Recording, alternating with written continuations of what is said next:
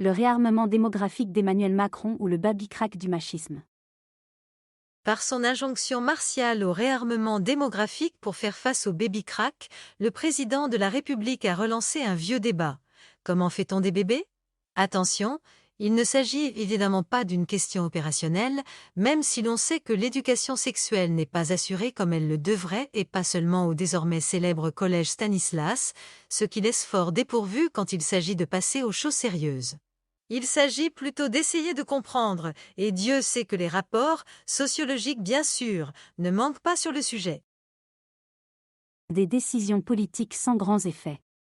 Tous concordent à énoncer plusieurs vérités d'évidence, à savoir qu'on ne fait pas de petits d'hommes et de femmes au son du canon, ni du fusil. On n'enfante pas au chant de la Marseillaise, ni au lever du drapeau et autres injonctions patriotiques. Un enfant si je veux, quand je veux, disait le slogan féministe au temps de la loi Veil. Même si Emmanuel Macron n'a pas été de ces luttes-là, voilà chez les femmes une exigence en partage. Certes, il est plutôt positif de se décider à relancer le combat contre l'infertilité qui affecte nombre de couples. De même pourra-t-on peut-être se féliciter d'une amélioration des conditions de garde en crèche, voire, mais ne rêvons pas, d'un congé de naissance de 6 mois vraiment mieux rémunéré. Et, qui sait, d'une politique familiale d'ensemble dont on a perdu jusqu'à l'idée ces 20 dernières années, laquelle pour prétendre à quelque consistance devrait intégrer la question du logement, qui, aujourd'hui, décourage le projet d'agrandissement de la cellule familiale. Mais ne nous faisons pas d'illusions.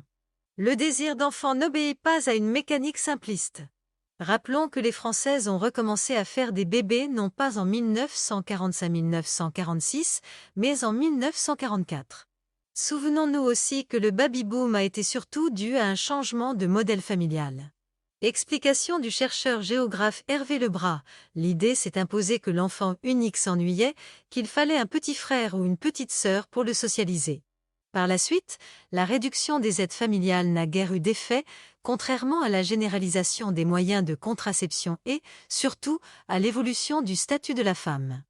Un exemple, le premier enfant est désormais conçu à 30 ans, contre 24 ans et demi en 1974.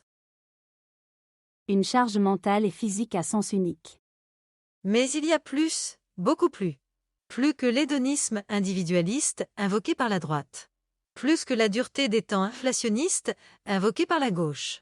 On ne veut pas parler là des mystères de l'amour qui devraient nous conduire pourtant à la plus grande des prudences. Gardons-nous aussi de trop accorder d'importance à l'éco-anxiété qui inciterait tant de jeunes au repli sur le couple et au refus d'infliger à de nouvelles générations un monde toujours plus pollué.